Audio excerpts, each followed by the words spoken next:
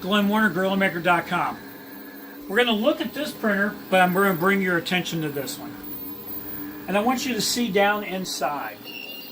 You can see this pattern in here. That's an infill.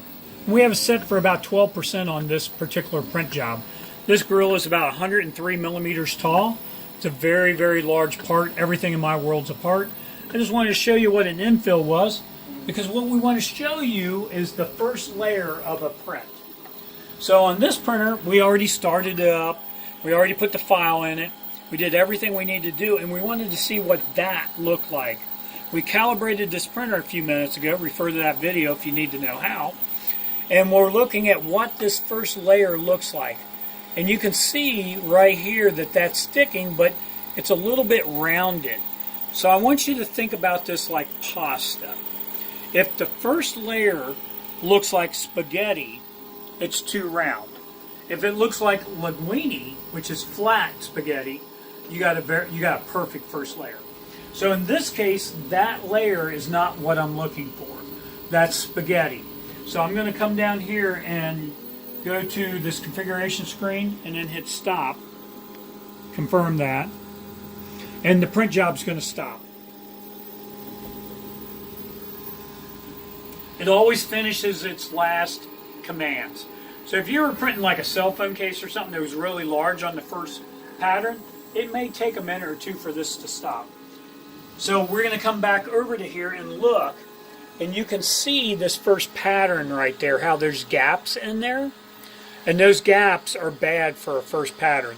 That means the print head is too far away from the print. This is the simplest way to fix it. We're in the main screen. We go into our more button right here. This is our calibrate. You can tell because there's that target right there. We have a down arrow and an up arrow. Now our gap of our nozzle is too far from the bed when it's printing. So we want the bed to come up to get closer to close that gap, because we want the filament to look like linguine up there. So we're going to press this 1, 2 times. That's a rule of thumb. You don't have to go through the whole calibration here. You just want to get the print head a little bit closer.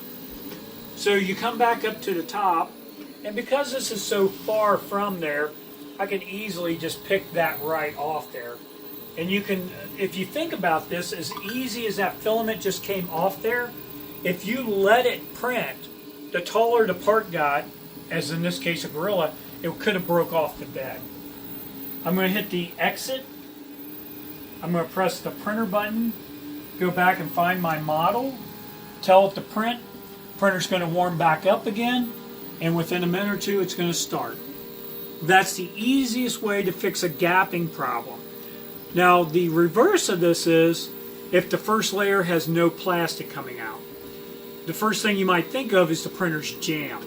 That's probably not the case. The print nozzle may be too close to the bed, not allowing any plastic to come out.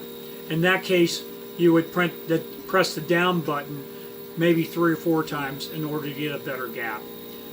If you have to press it more than that, please refer back to the leveling video for calibration to try to get your printer set back up right.